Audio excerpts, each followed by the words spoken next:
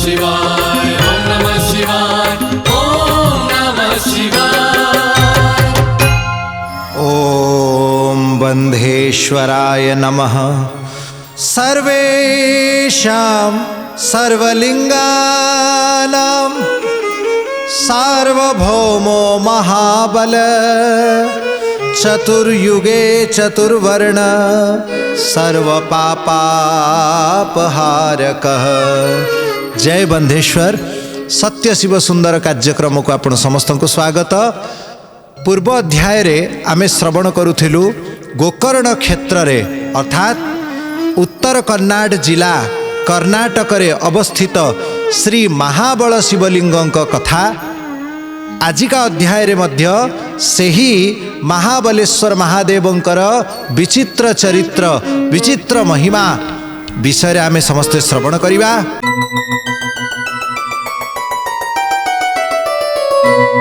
महाबल शिवलिंग को कुआ जाइछि सार्वभौम शिवलिंग। सबु ज्योतिर्लिंग मानक मध्यरे सर्वश्रेष्ठ सबु लिंग मानकर सार्वभौम सम्राट महाबलेश्वर शिवलिंग बोला जाइछि, जे चारि जुगरे चारि वर्ण धारण करती। सत्य जुगरे श्वेत वर्ण, त्रेता जुगरे रक्तवर्ण, द्वापर जुगरे पीत वर्ण एवं कली जुगरे श्याम वर्ण धारण करुचंती। पाताळरू एई महाबलेश्वर शिवलिंग प्रकट होइचंती एवं कली जुगरे अत्यंत दया धारण करती। कोमलताम गतः अर्थात कोमल भाव को धारण करिचंती। ए विषय रे गोटे सुंदर उपाख्यान आपण श्रवण करिथिले केमिति सौमिनी चंडालुणी अकस्मात बिना कौनसी इच्छा रे संजोगवश गोटे बिल्वपत्र को खोपाड़ी देइचंती। से गोकर्ण क्षेत्र रे थिबा अन्य एक शिवलिंग उपरे सेही बिल्वपत्र पड़ीगला, जा फल रे से मुक्ति प्राप्त कले। आउ गोटे सुंदर घटना, आउ गोटे सुंदर इतिहास आज आप में श्रवण करिबा। इक्ष्वाकु वंशरे सूर्य वंशरे गोटे राजा हेइथिले जहांकर नाम मित्रसह। बहु पूर्वर ये राजा प्रभु रामचंद्र मध्य इक्ष्वाकु वंशरे अवतार ग्रहण करिसंती। तेणु भगवान रामचंद्रंकर पूर्वज ये मित्रसह राजा ये कलमासपाद नाम रे विख्यात हेले। श्रीमद् भागवत रे मध्य एवं महाभारत रे मध्य किछि अंशरे यांकर चरित्र बता जाइछि। कलमासपाद अर्थात जहांकर पाद कलुषित कला कौन पाई हैला, ये सुंदर कथाटी आपण समस्ते श्रवण करंतु। ये राजा निजर राज्य रे सुखपूर्वक शासन करुथिले। तांकर अर्धांगिनी नाम मदयंती। जेमिति नलराजांकर दमयंती परम सती, ठीक सेमिति मदयंती मध्य परम धार्मिक परम सती, निजर पतिंकर सेवा परायणा। मित्र सह राजा जेहेतु क्षत्रिय, क्षत्रिय मानकर कर्तव्य राजार कर्तव्य मझी मझिरे मृगया करिबा पाई जीवा। तेणु से मृगया करिबा पाई जाती।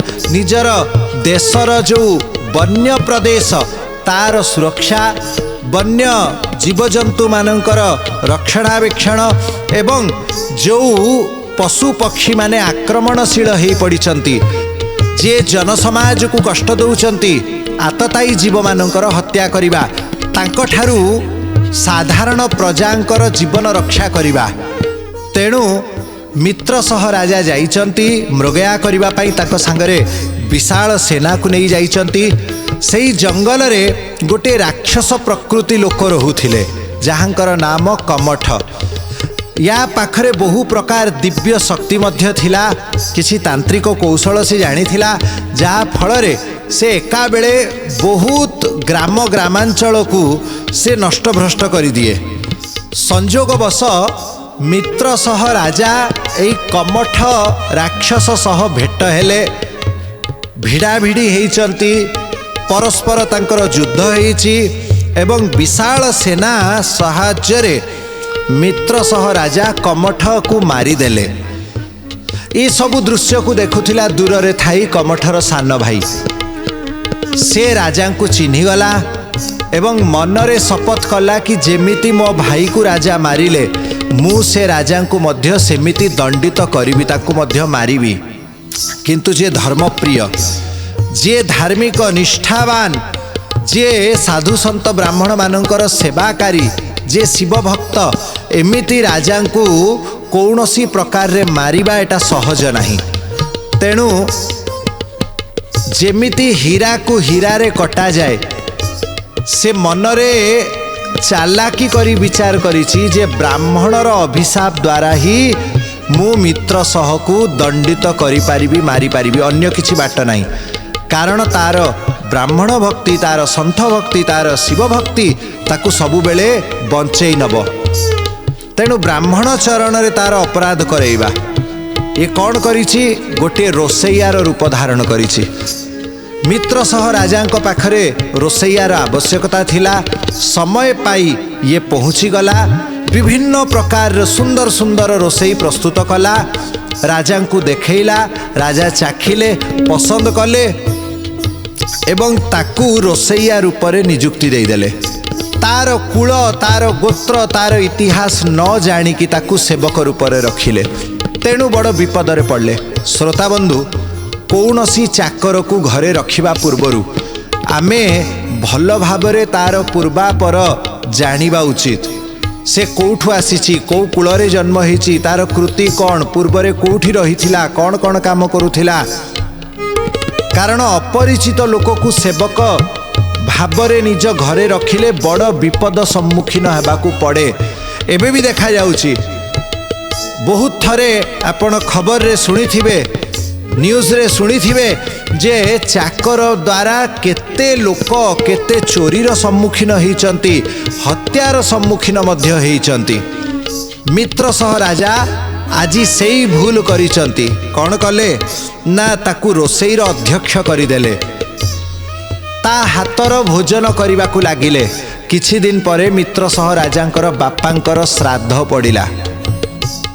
आपण जानती आमर सनातन संस्कृति अच्छी, गृहस्थर कर्तव्य श्राद्धरे ब्राह्मण भोजन करा जाए, तिल तर्पण करा जाए। आजिकाली अवश्य तिल तर्पणर विधि देखा जाऊ नहीं। बड़ दुखर कथा जे आमर पितृपुरुष माने पानी टिके पाऊ नाहंती। तेणु आम समस्तंकर कर्तव्य जेतेबेले निजर गुरुजन पिता जहाँकर श्राद्ध आसुची सेथिरे सखाळ समय रे ब्राह्मण को डाकी किछि दक्षिणा देबा सह तिल तर्पण करिबा उचित। तांकर नाम गोत्र उच्चारण पूर्वक गंगा जल, खसा, कुसा, श्वेत पुष्प आदि पकेईकी तर्पण उपयुक्त जल प्रस्तुत करिबा उचित। सेथिरे कंचा क्षीर टिके महू मध्य पकांती। एई जल को तर्पण करिबा उचित। निजर पिता, माता, पितामह, मातामह, एमानक पितामही, मातामही समस्ते जेतिके आमर तीन पुरुष पर्यंत तिल तर्पण देबाटा कर्तव्य।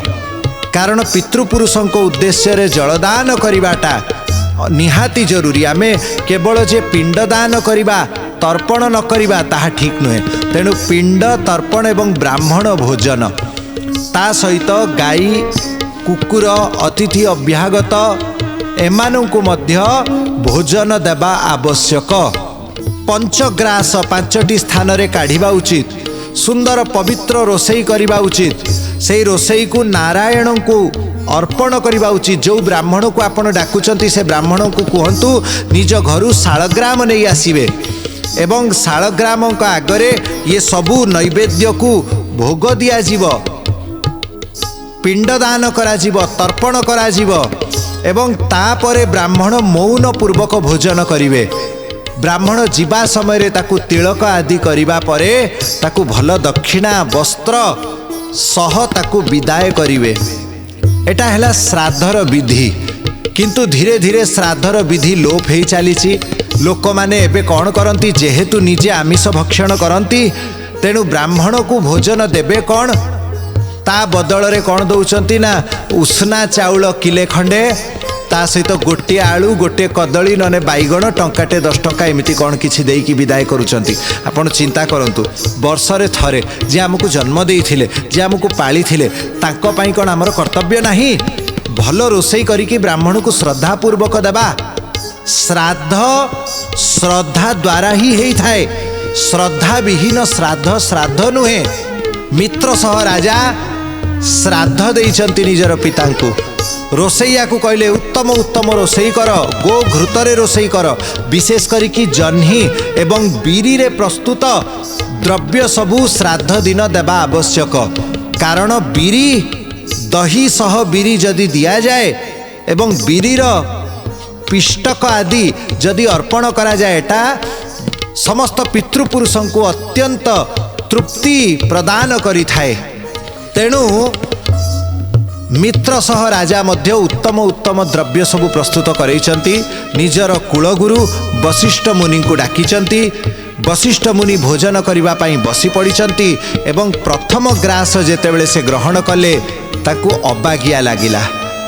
भल भाबरे देखिले कौन दिया जाइछि।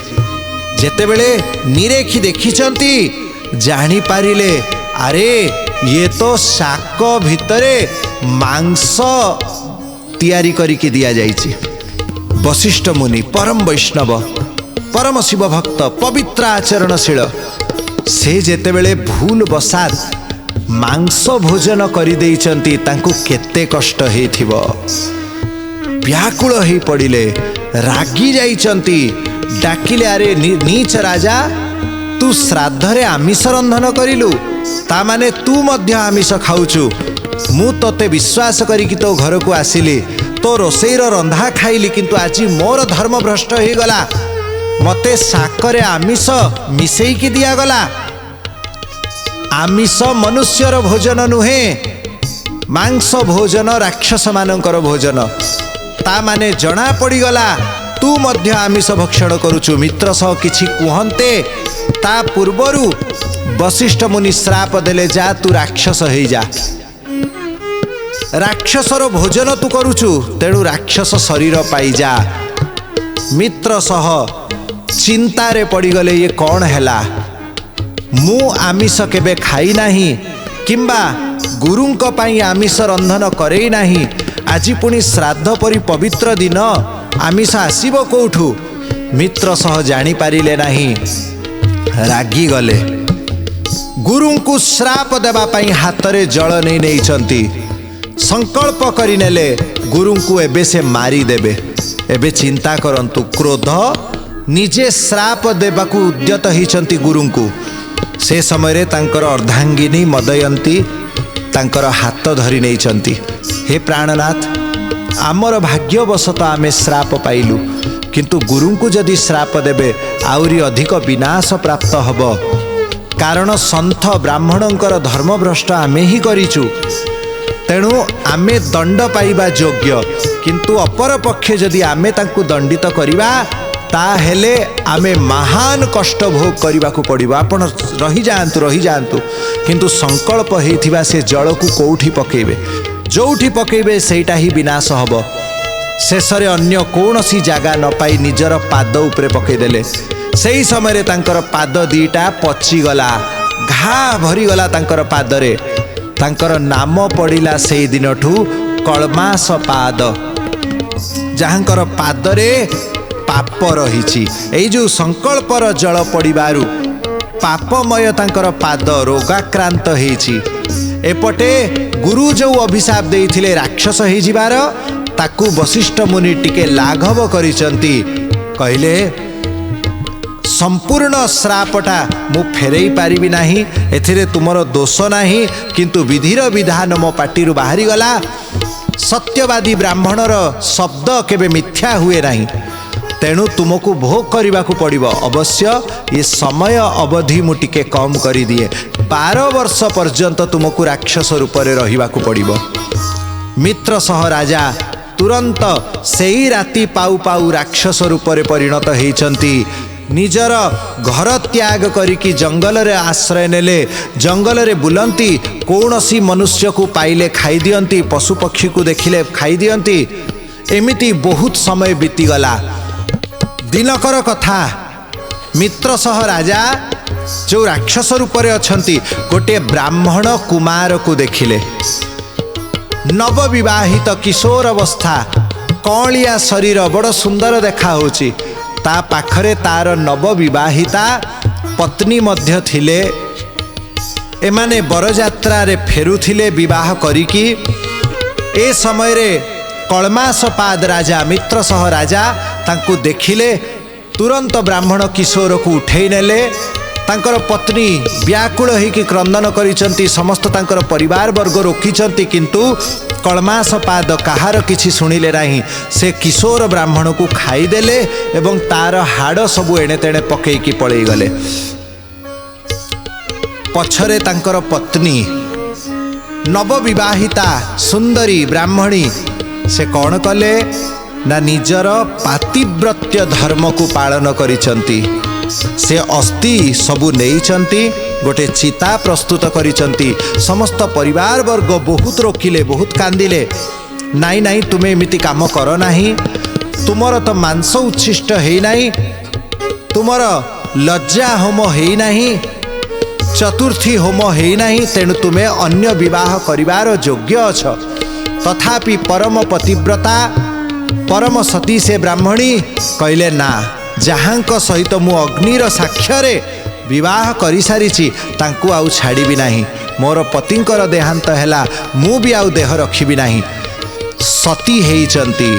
ସତୀ ହେବା ପୂର୍ବରୁ ଶ୍ରାପ ଦେଲେ, ଯିଏ ମୂଢ଼ କଳମାସପାଦ ମୋ ସ୍ୱାମୀଙ୍କୁ ଭକ୍ଷଣ କଲା, ମୁଁ ତାକୁ ଶ୍ରାପ ଦଉଛି ଯେ ଯେଉଁ ସମୟରେ ସେ ପତ୍ନୀକୁ ସ୍ପର୍ଶ କରିବ ସେହି ସମୟରେ ତାର ମୃତ୍ୟୁ ହେବ।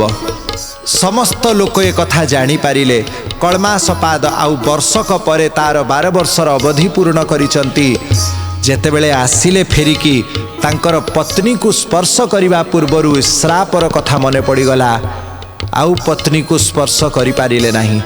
କାରଣ ସତୀର ବାକ୍ୟ କେବେ ଅସତ୍ୟ ହୁଏ ନାହିଁ। ସେ ସତ୍ୟକୁ ଧାରଣ କରେ ବୋଲି ତାର ନାମ ସତୀ। ଏବେ ରାଜା ପତ୍ନୀ ପାଖରେ ଥିଲେ କିନ୍ତୁ କେବେ ସ୍ପର୍ଶ କରନ୍ତି ନାହିଁ। ଆହୁରି ମଧ୍ୟ ଅନେକ ରାଣୀ ତାଙ୍କର, କିନ୍ତୁ କାହାକୁ ସ୍ପର୍ଶ କରନ୍ତି ନାହିଁ।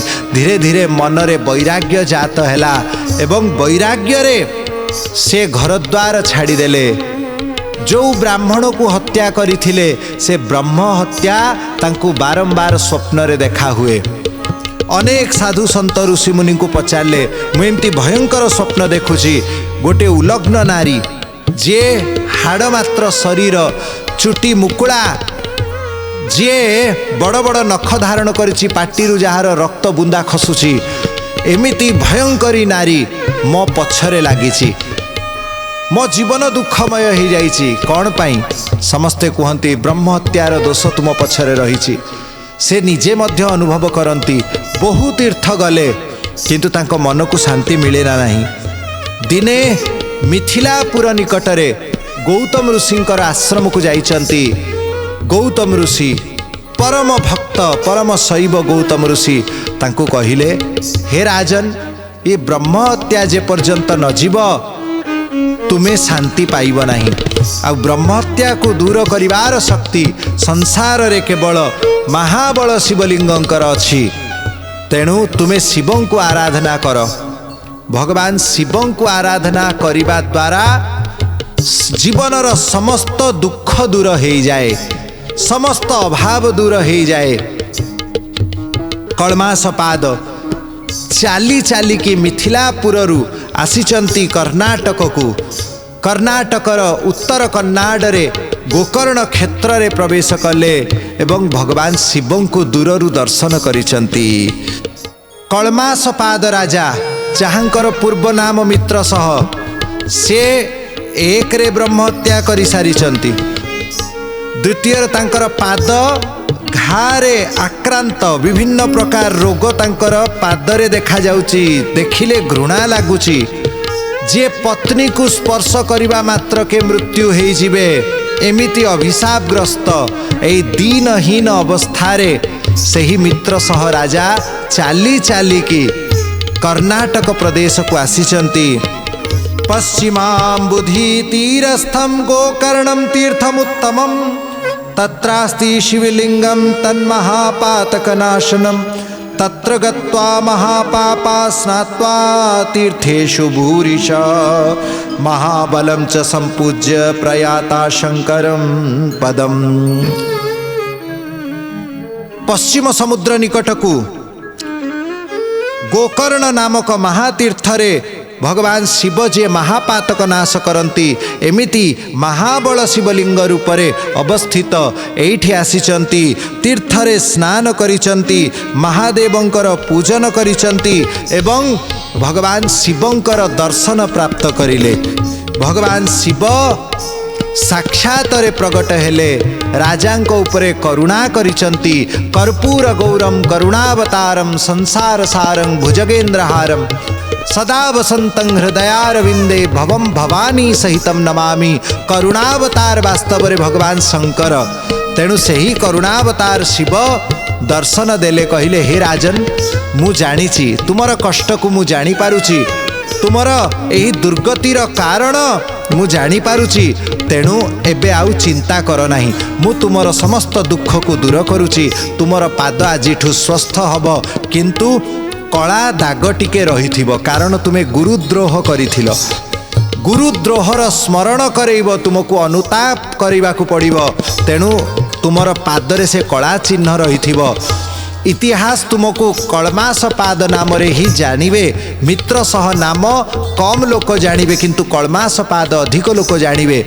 तथापि तुमर पत्नी को स्पर्श करिबारे तुमे सक्षम हब तुमर समस्त पाप खंडन हब तुमे पुनर्बार निज राज्य को फेरी जाओ सेठी मोर उपासना करी कृतार्थ हुओ मृत्यु परे तुमको मुक्ति भाजन हबाकू हब तुमे मुक्ति पद प्राप्त करिवो।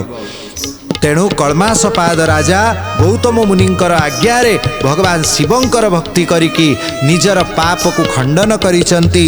जे मनुष्य महाबलेश्वर शिवलिंगंकर एही पवित्र कथा को श्रवण करे मित्र सह राजांकर उपाख्यान को जे श्रवण करे जे नित्य स्मरण करे मित्र सह राजांकु एवं महादेवंकु तांकर 21 पुरुष पर्यंत समस्ते शिवलोक को प्राप्त हुअंती। सर्व पाप नाशक महाबलेश्वर महादेव गोकर्ण क्षेत्र रे ही कलिजुगरे मध्य लोकंकु कल्याण करिबा पई विराजमान अछंती। य इमां शृणुयान् नित्यं महाबल कथां प्रियां त्रिसप्तकुलजे सार्धं शिवलोके ब्रजत्यशौ। शिव पुराणर कथा कुहे जे महाबलेश्वर शिवलिंगंकर मित्र सह राजांक उपरे कृपार उपाख्यान को नित्य स्मरण करती से 21 पीढ़ी तांकर तरी जाए। एमिति 12 ज्योतिर्लिंगंक परि महिमा महाबलेश्वर शिवलिंगंकर रहिचंती। जे 12 ज्योतिर्लिंग दर्शन करि पारिबे नाही केवल महाबलेश्वर को दर्शन करिदेले तांकर कल्याण हो जाए। जे बहुत दूर को यात्रा न करि पारिबे केवल गोकर्ण क्षेत्रर यात्रा कले से मुक्ति पाई जिवे।